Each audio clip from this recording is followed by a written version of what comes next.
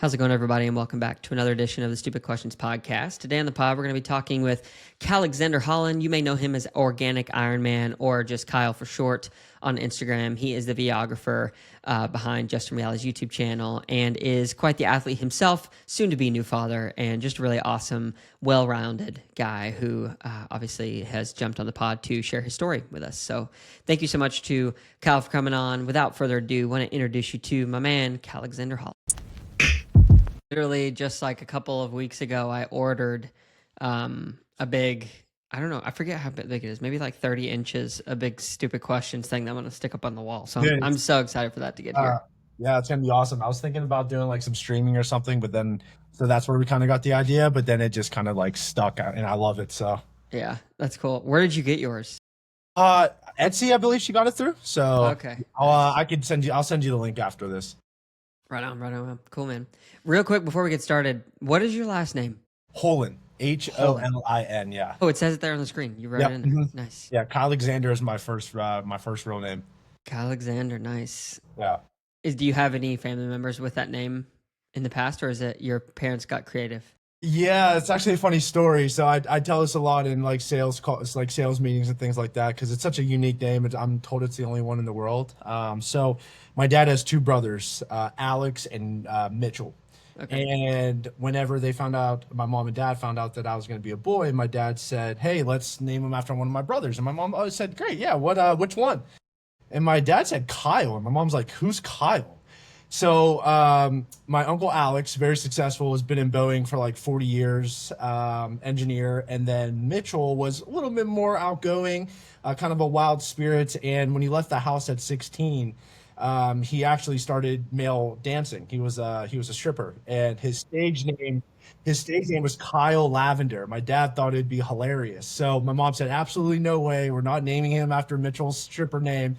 But then at the end of the day, they were fighting about it. So now it's my two uncle names. So it's my first name, Kyle, which is my Uncle Mitch's stripper name, and then Alexander, which is my other Uncle Alex's name. So that's so funny. Nice, man. Well, thanks for telling the story. Well, dude, first of all, just thank you so much for making the time and for hopping on. It's an honor to get to meet you in person. I know we've chatted back and forth and probably interacted some on the Roulette Lives here over the year and a half or so. Yeah. But yeah, appreciate it, man. I appreciate it. Big fan. I mean, just some of the names that have been on here, it's awesome to be a part of it. Sharpie, Pearson, Kenny, Connor, Luke McKenzie, I think you had Mark Allen, and then Tim Don, which was like one of my first like real introductions in the sport. So it's kind of cool to now kind of be part of it. So. Oh yeah, man. Well, yeah, I feel the same way. I'm so honored that people say yes to come on here and let me like pry into their private lives. I love it. Yeah, dude. Well, sweet. Well, there's a lot of things I'd love to ask you. But the first question, you probably know what's coming, but from your perspective, who is Kyle? Yeah, or Kylexandr, rather. Kyle has had many different versions and updates throughout his life. And so the current Kyle that you're speaking to today is about to become a father and someone that... Next month, right? Next month, yep, next month. So about to be a father and someone that really found himself through endurance sports, which is obviously why we're connecting today. Yeah, that's awesome, man. So... how are you feeling about being a dad here? Oh, dude, I'm through the roof. I didn't know the protocols of when you're allowed to tell people. And we found out very early. We found out 4 weeks into it.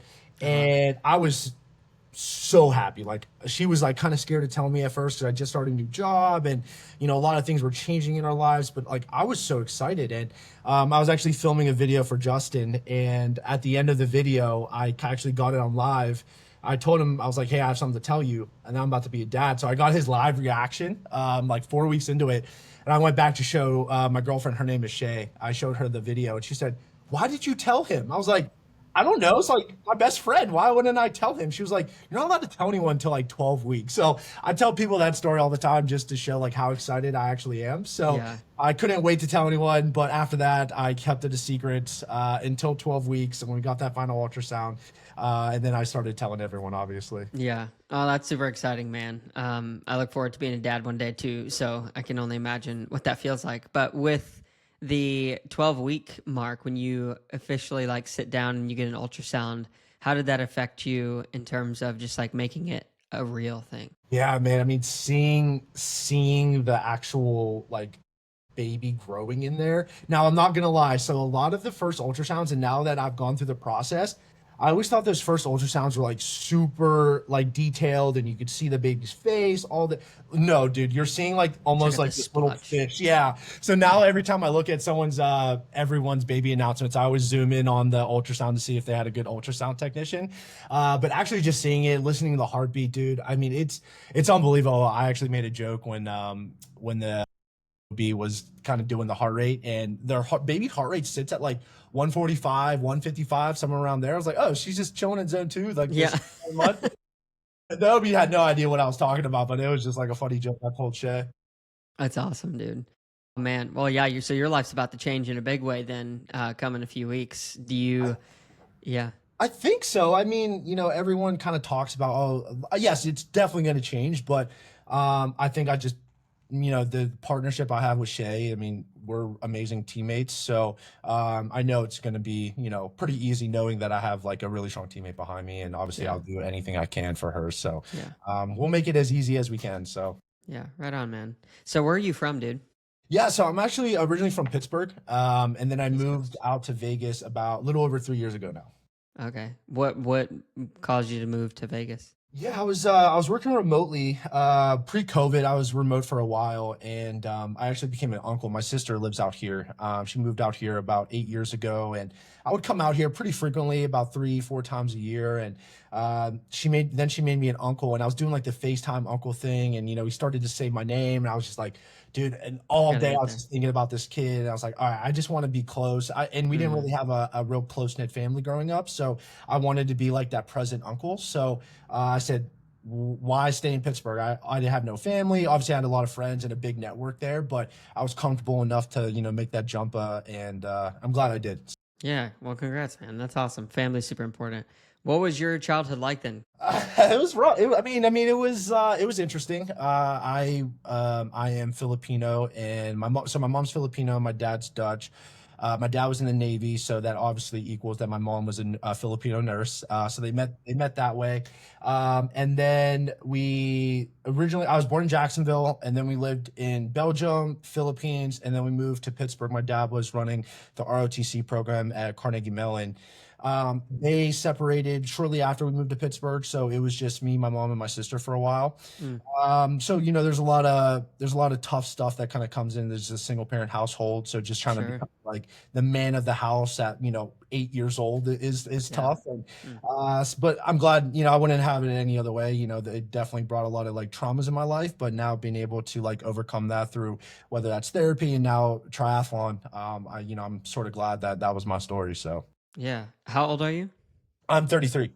Okay. Yeah. Yeah, So we're like basically the same. I'll be 33 in September. When did you turn 33? right. November. Okay. Nice. November, yeah. Yes. So you're about a year my senior then. Yep, exactly. What year did you graduate high school?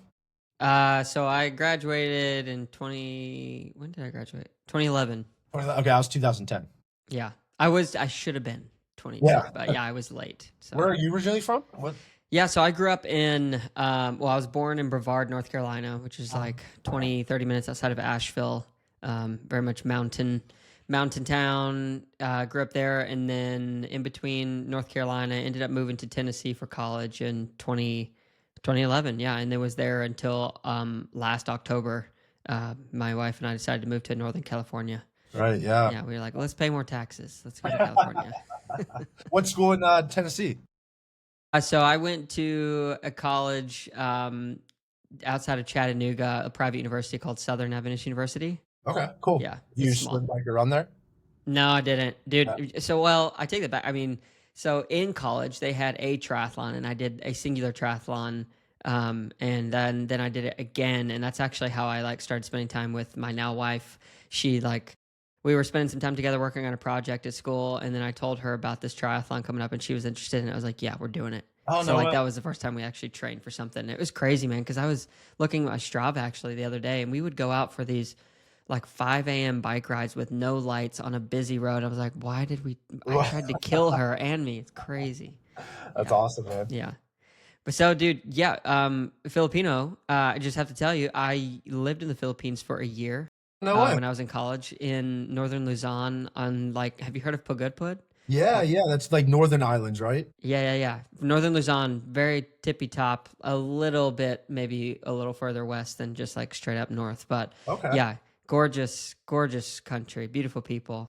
Yeah, my mom's from Davao, and that's where we lived when Oh I yeah. was a kid. And me, Justin, and the gang here, we played GeoGuessr a lot. So I'm studying my Asias right now of locations. If you're familiar with the game. I'm actually not familiar with the game. We're addicted to it. So essentially, it's a game, and you will get dropped a pin in Google Maps, and you kind of have to guess where it is in the world. Hmm, It's like 6, 7 rounds we usually play, and whoever is the closest essentially gets the has highest the point win. for that round. Oh, that's sick. I'll have to probably Yeah. play it sometime. Yeah. Cool, dude. Well, hey, so we have some definitely things in common. So when I was 16, I don't know if you knew this, like I lost my father. And so, when you're talking about being man of the household from a young age at 16, I mean, what does any 16 or 8-year-old know about what it means to be a man? But it definitely does change you. And I think accelerates the level of maturity in some ways to where you kind of lose that sense of childhood and you have to grow up pretty fast. When did you start to realize that that was the case? And since then, have you ever tried to kind of recalibrate or go back and just reprocess some of those moments that you've gone through? Oh yeah, I mean 100%. I think I realized really early on. I mean, I still have very vivid memories of my dad packing up and leaving, and Mm, I just knew my life changed like after that moment. I think when things really became a bigger picture of like, hey, I got to be the man, is kind of when my mom would go to work, and then I had to like watch my sister between when we get home from school and my mom get home from work. So I mean that wasn't, you could ask her. It probably wasn't the best memories for her because I was mean, I was aggressive. I didn't know I didn't know what I was doing at the end of the day, yeah, right? sure. So to kind of answer your question, I think what really, where I went back was rebuilding that relationship with my sister. Now she's like my best friend. Obviously, I moved out here because of her. So, yeah, I mean, just trying to raise her in the best way I could. It wasn't probably the best, but now we look back and we're really grateful that, we're still really close friends today. Yeah, that's awesome. Did you go through a period when you weren't super close? Oh, yeah. It was, I would say, from middle school till about my junior year of college, I would say, Yeah, was it's like the same as me with my here. sister. Yeah, we were not close at all. We kind of hated each other. I resented her. I was playing college football, trying to keep my scholarship, and she was just out partying, doing like whatever. So I was resentful to her. She was resentful to me. So there was just Mm, a lot of back and forth. But then my mom retired and moved back to the Philippines, and then that's kind of what brought us back together. It was like, oh my God, it's literally just me and you here. So we'll have to figure this shit out. yeah. Yeah, that's beautiful, man. I think that it's so cool to be able to have especially as we get older and start to have our own children and build families to rekindle like those childhood friendships. Because man, as kids, we can be so mean, just like you just want to murder that person. I know. But then now it's like my sister and I are closest as we've ever been. We're probably the closest tight knit relationship of anyone in our family. Oh, is she in North Carolina or closer to Cali to you? So she's in Tennessee. I see. Yeah, she lived right out where we were at. Yeah, she married a great guy who works for the university that we all graduated from. So, It's awesome. Oh, yeah, so it's you, your wife, and your sister, and I'm assuming your brother-in-law. All four went to the same university. yeah, Oh, that's awesome. That's yeah, very yeah. So so we're Adventist or Seventh Adventist Christians. We have like several universities across the United States, and it's very common for us to kind of go to that's very those and like, cool. yeah, it's like think of the Mormons and BYU. Yeah, That's yeah. literally what kind of what Okay, it's like. Yeah. I like that. So, dude, when you process through things, whether that's racing, whether that's work, or life and relationships, do you figure that you are more of a processor of life through your head or through your heart? I would say mind, body, and soul on that answer, honestly, because it all ties together, especially when you're like in a dark place on a race, or in a training. It's everything. So you have to think about things I've overcome to make this thing feel a little bit easier. I feel, I know I felt a lot more pain in the heart throughout my life. So my heart rate going up to 170, 180 on this run isn't really like that bad. So I would say like all three of them kind of coming together when it comes to training and racing for me. Yeah, for sure. That's a good answer. Going back a little bit, actually, to like your mom and your dad, all of us who are raised by our parents, we are some level of mix between the two. Who do you think that you're more like, your mom or your dad? My mom for sure. I mean, just like so a funny story is what I tell people all the time. So my mom kind of raised me in like TJ Maxx and Marshalls. And within TJ Maxx and Marshalls, you really have to hunt. And I was a Nike guy. I knew I was a Nike guy very early on. And so she would make sure that I would go, and if she was like, if you want Nike, you have to go here. So so I would like I would just search through all these clothes, like just look for a Nike check, look for a Nike check. And Funny. that type of stuff just kind of like translated into just it's a weird answer, but it's kind of translating into all my life of just kind of searching for, something that's not supposed to be there, but is there, right? So whether that's, finding something good in a dark place, that's kind of like how I kind of go about everything. And that's why my mom kind of taught me and raised me on a lot of stuff. She understood that, I was going through a lot without my dad there, and being able to kind of hone me in and just be like, hey, things are hard, but it can always be harder. Living in the Philippines, and I'm sure, you kind of understand this as well. When you actually live or at least visit like a third world country, you're just very more appreciative of just of the smallest things in life, right? So I just kind of just look for like the light in the darkness and that's kind of the way my mom kind of instilled in me. But I will say I do have some of like my dad's tendencies. My sister calls me out all the time about it.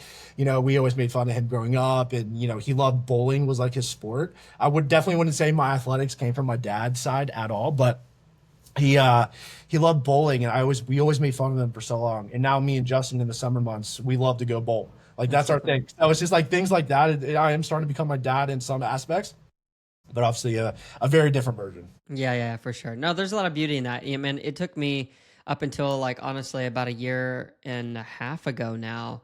I went to this retreat, and so with the way that I lost my dad, like he took his life when I was 16, right? And for a 16-year-old, only guy in the family, two younger sisters and a mom, there's just a lot of baggage that came along with that. But I think one of the biggest things was like secretly deep down, I didn't want my mom or my sisters or anyone to ever talk bad about my dad, even though he like made these decisions that like obviously if it could change, or, I don't condone them by any stretch of the imagination.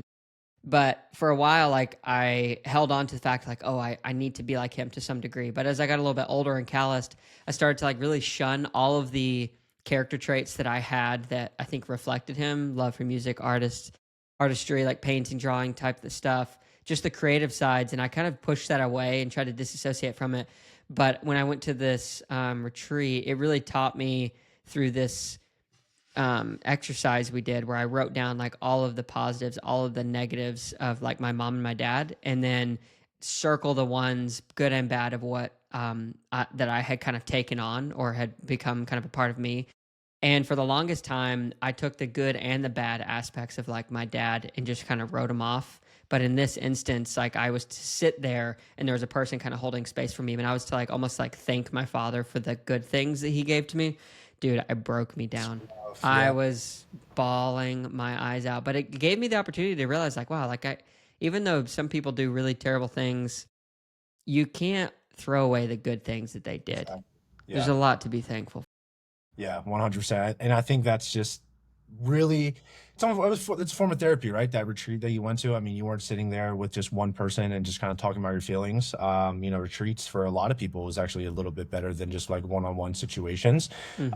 And you really do get to really think, more than just what you perceived, just like you said, like you try to disassociate from your, things that your dad did, but the more that you actually sat down, the writing it down aspect, that's probably like, oh wow, this is he did give me some of his best traits. So I mean, Yeah. there are things that I try to look at it like that as well. So that was beautiful. Yeah. So now as you're coming into like being a dad, have you thought a lot about, I mean, it seems like you've thought a lot about it because like you're wearing this dad hat. Yeah, you like that? With Yeah. the logo. Yeah. And I've seen your Instagram posts, so like, the big the big day coming up in August, and obviously this is going to be a big part for you.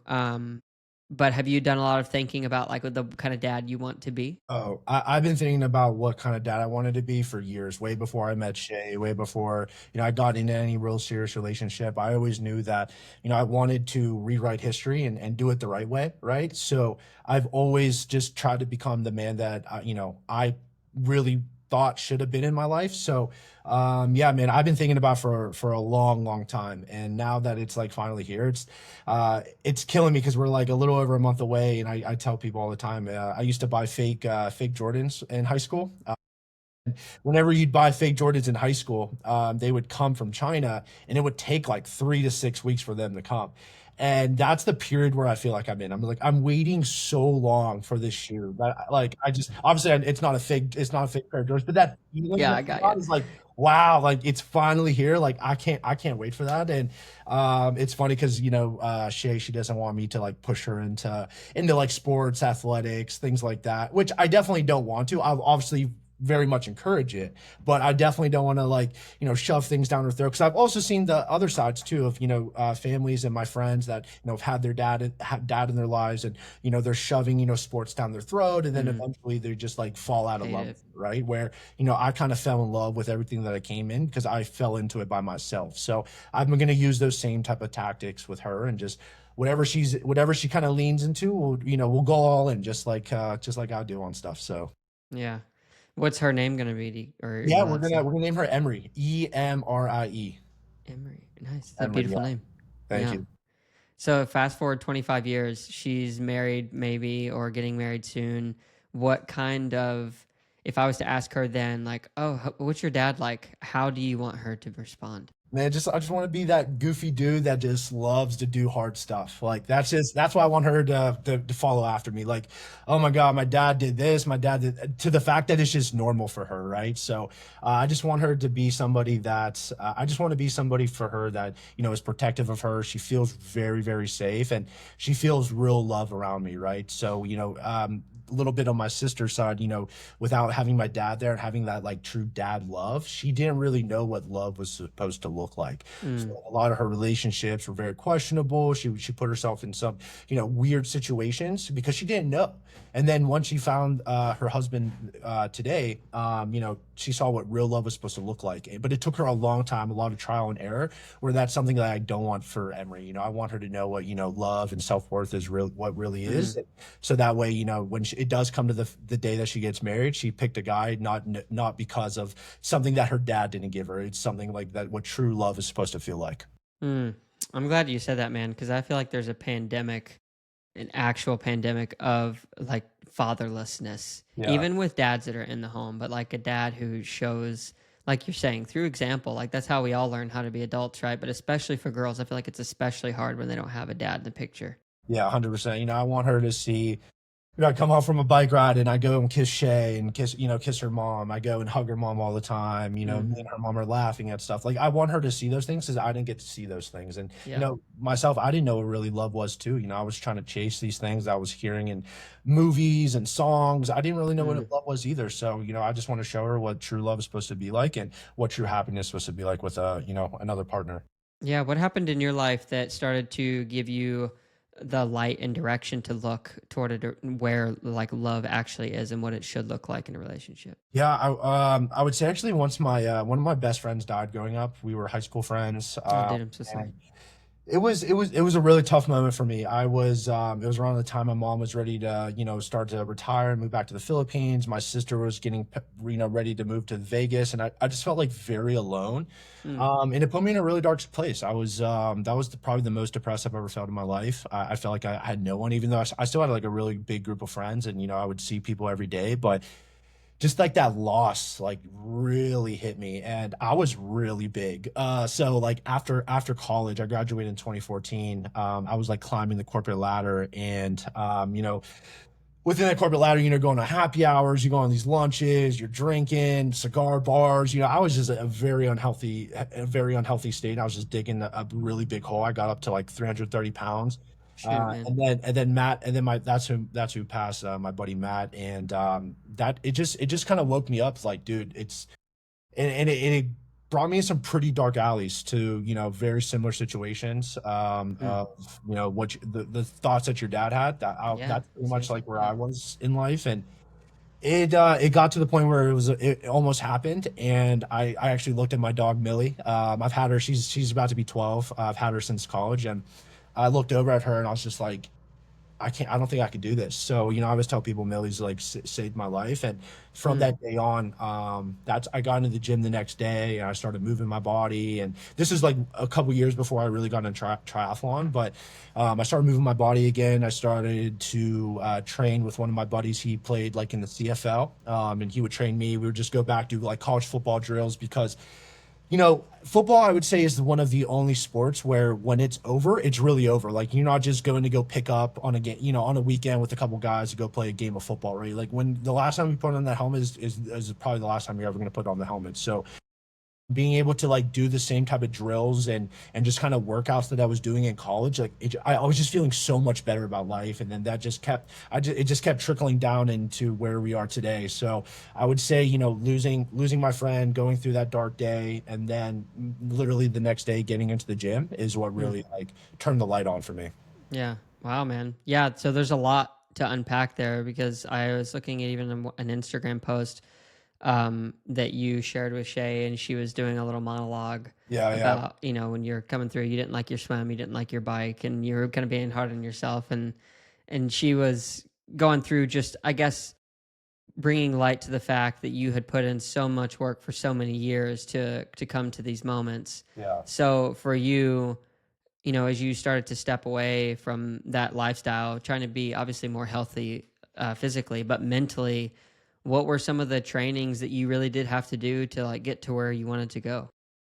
As far as mentally, Mentally, yeah, physically. I mean, you can unpack it yeah. all. Yeah. I think the mental side came from therapy, just because I knew how scary that day was, and that's definitely not normal. And I'm glad that I had the awareness of that. So once I started moving, I was like, okay, I'm just feeling better, like moving around. Now let's try to look like what's really under the hood in the brain. So I went to a therapist. We went pretty deep for about 8 to 9 months, like almost like two, sometimes three times a week, just kind of depending on Wow. the schedule. But yeah, I mean, it was very intense. It was very intense. And that really, and it just kind of, and what I really loved about that therapy was that it wasn't just, leaning back and just giving me praise and all these things. It was really just like, hey, listen, you fucked up, but this is why.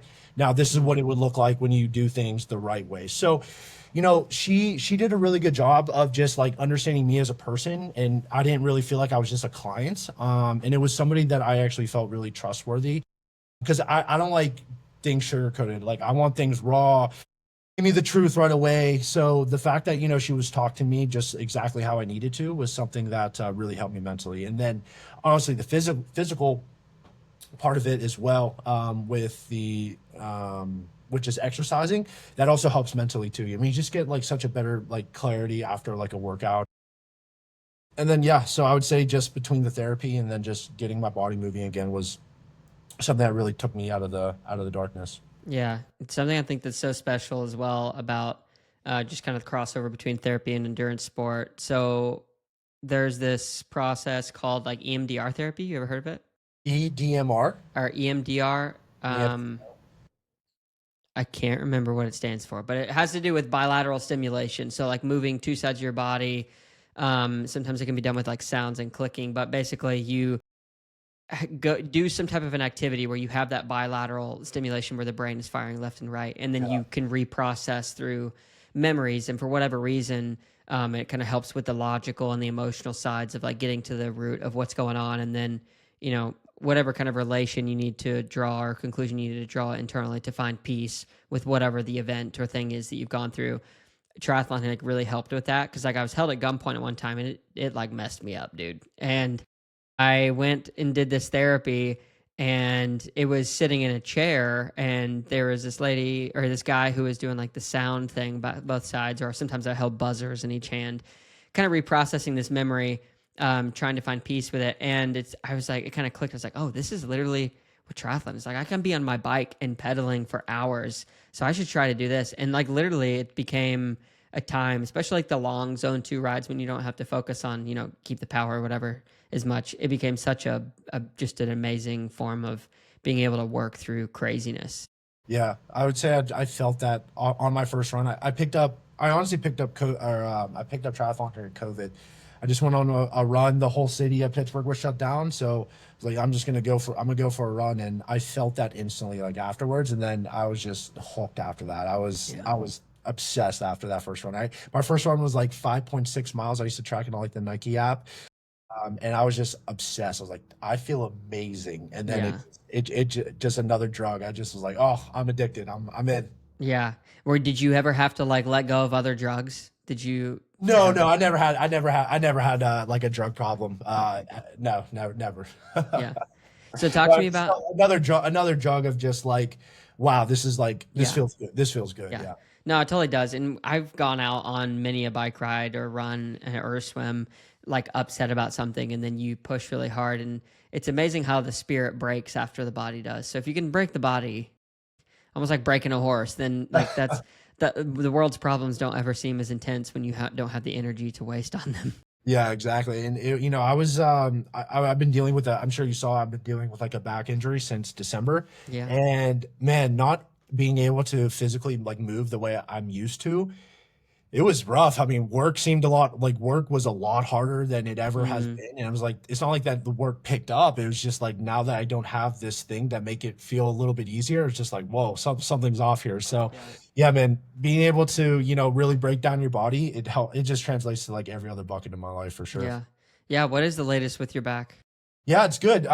Yes, last week was my first full week. I think we did almost 13 hours. So, Let's go. happy Big about it, week. dude. Yeah, I'm happy about it. That was a long road. I wouldn't wish that injury on my worst enemies. Anybody? That was Yeah. herniating a disc is not fun. Yeah. How did it actually come about? Like the herniated disc Yeah, lifting or something? I actually think it's a pretty funny story.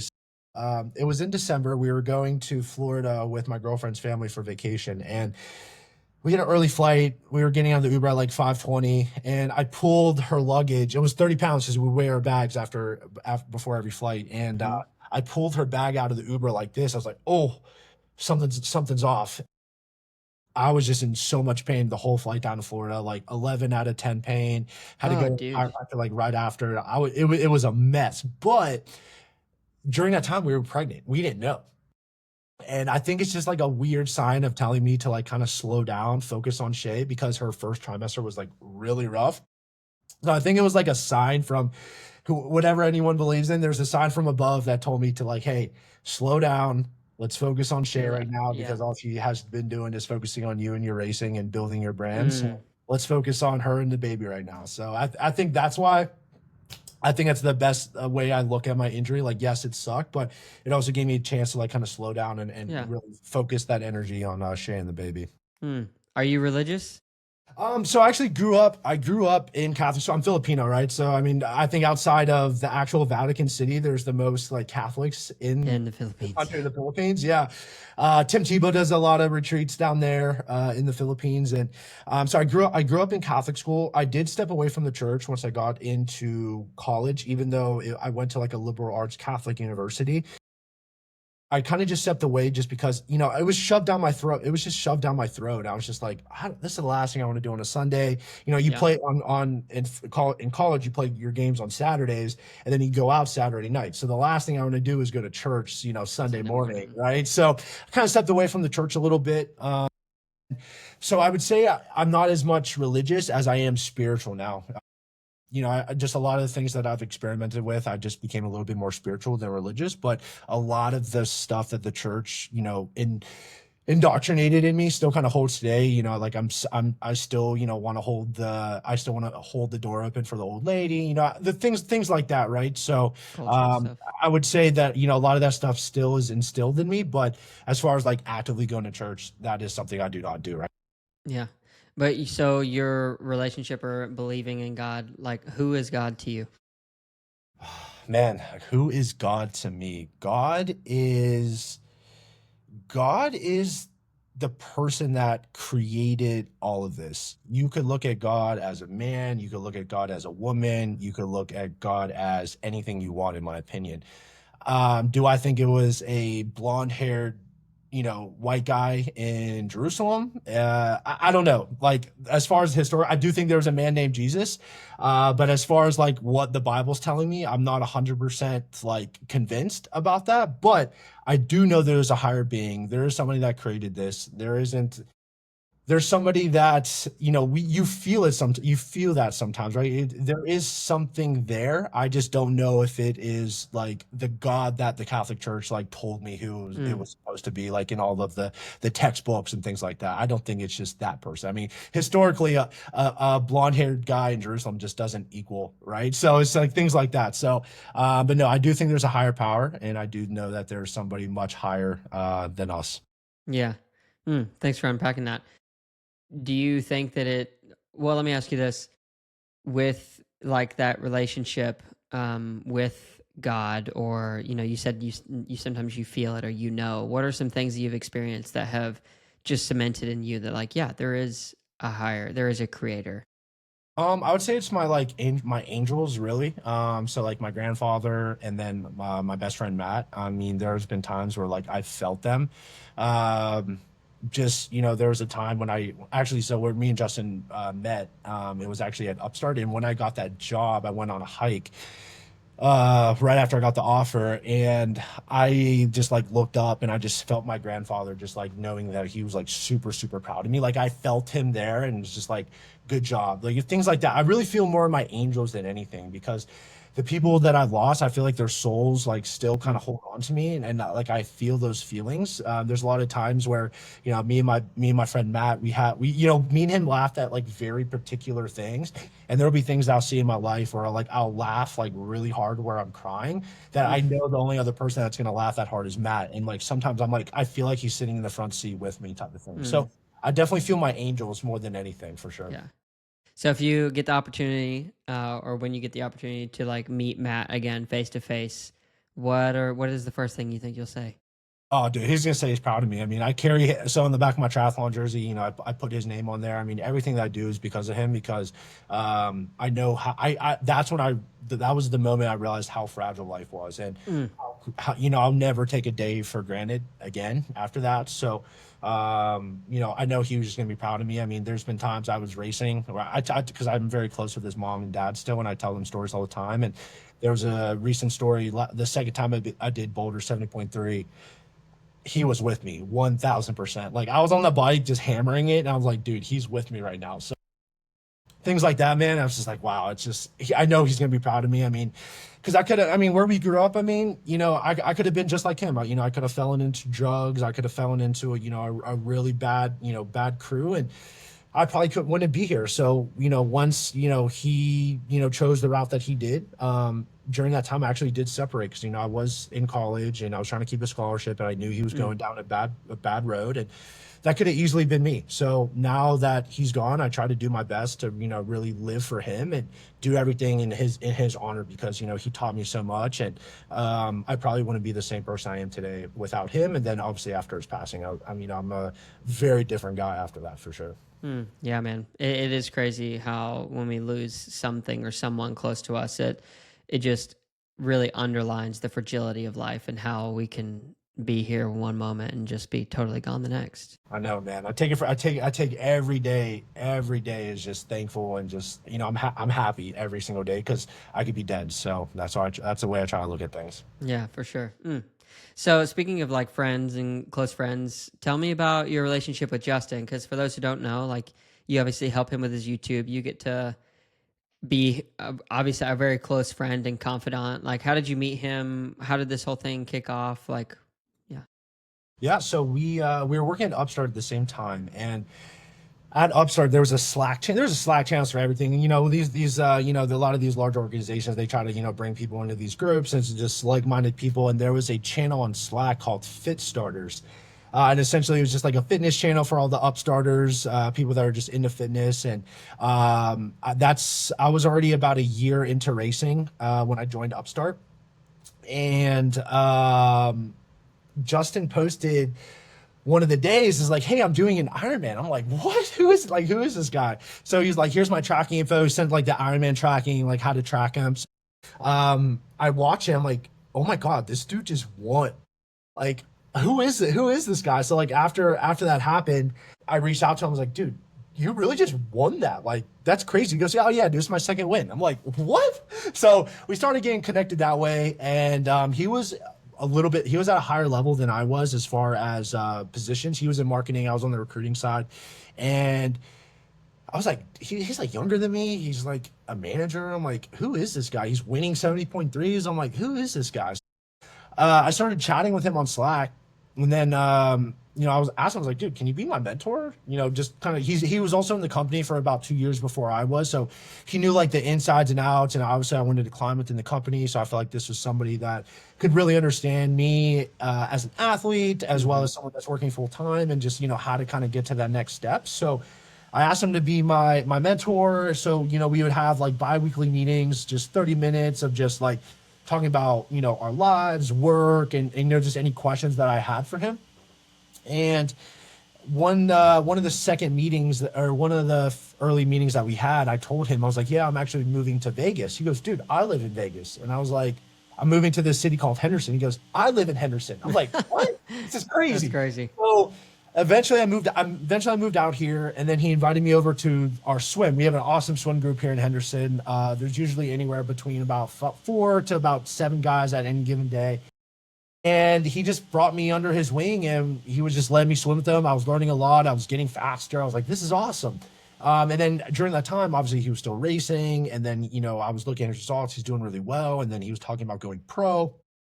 And, I was watching YouTube a lot, and, I'm seeing Sam's videos, Lionel's videos. At that time, I really didn't know how big they were in the sport yet. I mean, I knew they were good, but like I was still very, very fresh into the triathlon scene. And I was like, these guys, these pros, they have these YouTube channels. I mean, the things that you're doing are kind of nuts. Like, do you kind of want to film something and get some like a Instagram reel or something like that? Because, that's kind of what I was doing. I was doing like the Instagram reels is more of like a vlogging the journey type of thing. And I was like, I would love to do that for you. He was like, all right, how much? I was like, I just kind of want coaching. I was getting coached by some guys back in Pittsburgh, and it was like good. It was decent coaching, but I could not break the 6 hour mark. Like 6 hour, like I wanted to go sub 6 hours since I started, like after my first race, and I just wasn't getting there. I was kind of close, like 6:20, 6:10. I was getting close. But I told Justin, I was like, dude, I want to get in. I want to get in and get coaching, and I'll do whatever you want to do on the media side. So that's kind of how the relationship started, as kind of, I wanted to coach by obviously someone that I trusted. And then I did have some media skills I could bring to the table, instead of paying, the $200 to $400 a month that coaching usually costs nowadays for athletes. Yeah. So how long ago was that, the beginning of that start? Oh, man, that's it's been over two years now. Oh, 3 years since I met him. I think the channel is about 2.5 years. Yeah. 2.5 You're years. Slack. They're Slack, yeah. real life is pinging me. Yeah. So with the journey, how's it been going with the YouTube? Like, obviously your skill set has continued to grow and expand in that arena. Yeah, YouTube's been awesome. And I think the best thing is with Justin, it's that we shoot stuff that we just do. It's not it's not like rehearsed. There's not like a script. Like, he doesn't say, hey, come film off this day. It's, and what's also cool about our training and him being my coach is that we're essentially doing the same workouts each day, just obviously very different intervals and levels and watts and times and all that stuff. So like today's Tuesday. So we swam this morning, and then we ran. I swam with him. I'm going to run later. He ran right after. So like we're doing the same stuff every day. So it just was easier to like bring a camera. It was like, okay, well, if you're going to ride 4 hours, I'll ride 3 and I'll film for an hour. So it's just like very, no pun, it's very organic, right? So it's not something forced, and it's just something fun to do, right? And I love just kind of documenting the journey. I mean, that's how Organic Ironman really started, was, I wanted to document the journey, and it's kind of cool that I could, bring that same type of vibe into, what we're doing with Justin. Yeah, that's awesome. So the more important question though is, did you break 6 hours? I did, yeah. So I think here I'll pull up the times. Because you've So done 8 70.3s now, eight one 70.3s. full. Yeah, I've done a couple Olympics. Did a first full in Maryland. Slight asterisk next to it because the swim was cut short. So I still don't feel like a real Ironman yet, but the first full will come. So all Amen. right. So the best time before I started training with Justin was 6 hours and 25 minutes in Boulder. And then after work, and that was in 2022. And then Indian Wells, which is usually December of every year, Indian Wells 2023, I did 5:28. So Let's go, dude. that was a That's a, big jump just working yeah, with Justin. So as soon as that happened, I mean, I was already hooked before. I was already hooked before that. So, but after that, I was like, dude, I'm all in. Whatever you want me yeah. to do, I'll do. So, What is your new goals now? What are your new goal is aspirations? sub five, dude. I definitely could do sub five. You know, I definitely could be a sub 30-minute swimmer, and I just need to bring that's half marathon down sub 2 hours. If I could run like a 150, that's I could be in this sub 5 hours. So obviously the injury wasn't great, but Yeah. we're building back, and hopefully we're building back better. So. Yeah. Do you have plans? I mean, it's going to be, I imagine, hard to still train with the baby girl on the way, but do you have any plans to race the rest of this year? Yeah, so I'm gonna do one triathlon this year in October. It's like a local race here in Vegas called Pumpkin Man, and it's gonna be an Olympic distance, and it'll be cool because Emry she's gonna be a couple months old, so we'll have her in the stroller out. It's gonna be nice and cool. So not a full commitment of like a 70.3 with like the money and things like that. So something local just to like get my feet wet again, and yeah, it's in my backyard. So I'm definitely gonna gonna do a race this year, but definitely not like my typical cadence like I've been doing. Yeah, for sure. So what professionally, like with what you're doing, you're still working with Upstart? No, so I actually got laid off Dude, I'm sorry. 2023. Yeah, I mean tech's just been a rough market to be in, honestly, the Yeah, last there's been a couple of lot of years. cuts So happening.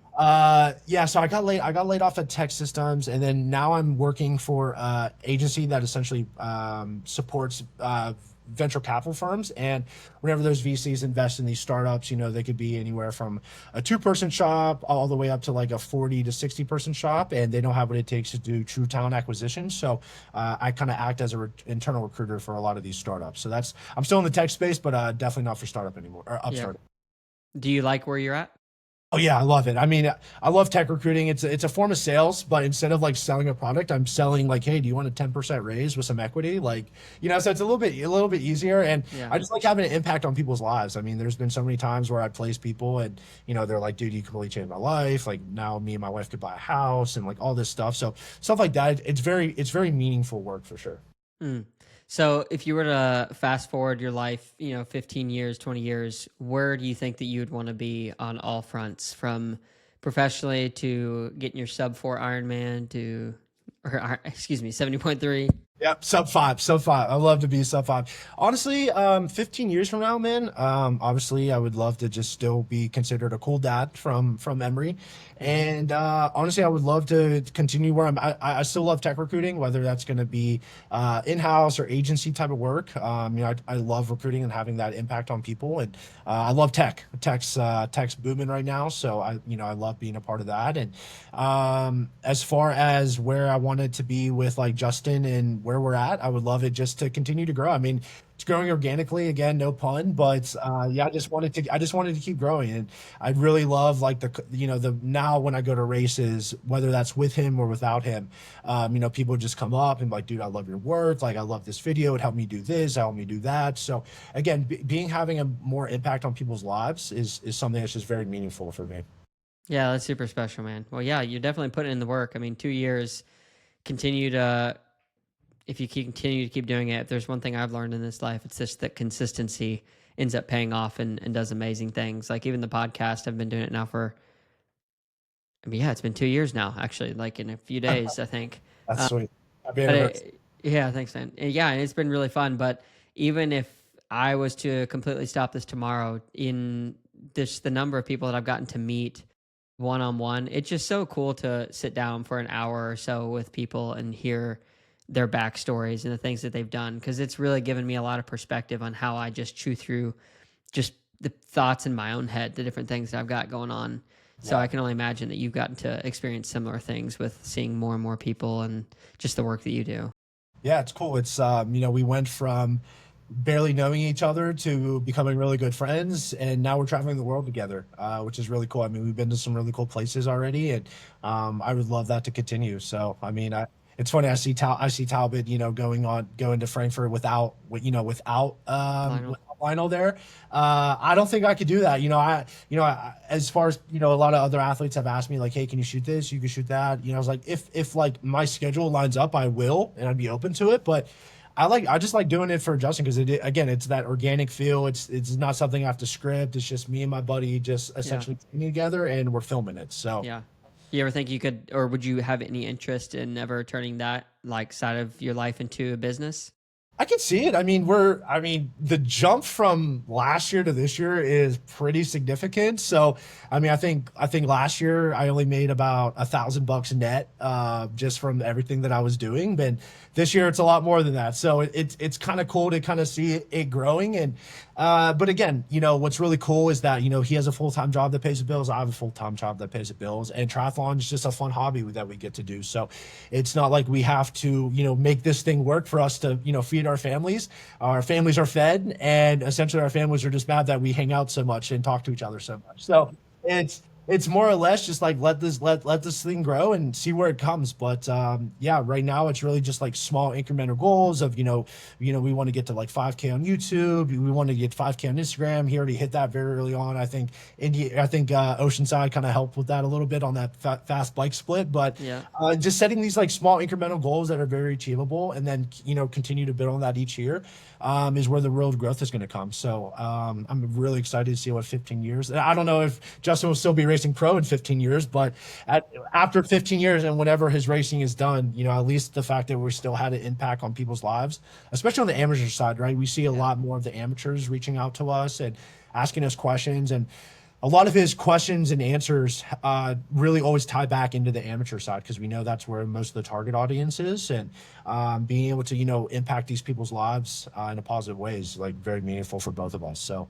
money aside, it's just something fun that we love to do, and it's something we could build our friendship around. So it's really cool. Right on, man. So what's next on the docket for you in terms of travel? Yeah, next we're looking at Boise. Boise's one that's coming up the end of this month, and I'm not saying that he has a good chance. He has a good chance of having a really good day. So he's been putting in a lot of work. So I would love that. And then Emmy comes, and I won't be able to do a lot of his other races. I think he's targeting Cozumel and a couple other races at the end of this year. So definitely won't be able to join that, but we'll definitely do the race recaps. We'll do all the training stuff. But after Emry's here at the end of the year, we'll 100% be focused around her. And I'll go and shoot all the recaps and whatever videos I can do. Yeah, cool, man. Awesome.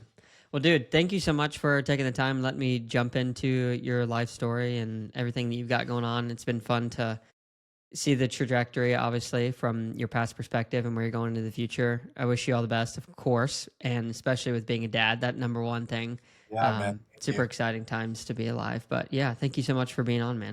Man, thanks for having me. Excited to kind of see the feedback of this. Yeah, it'll be fun. It'll come out in just a few days. My man. All right, Seth. Appreciate it, man. Thank you so much to Kyle for coming on the podcast and let me dive into his life.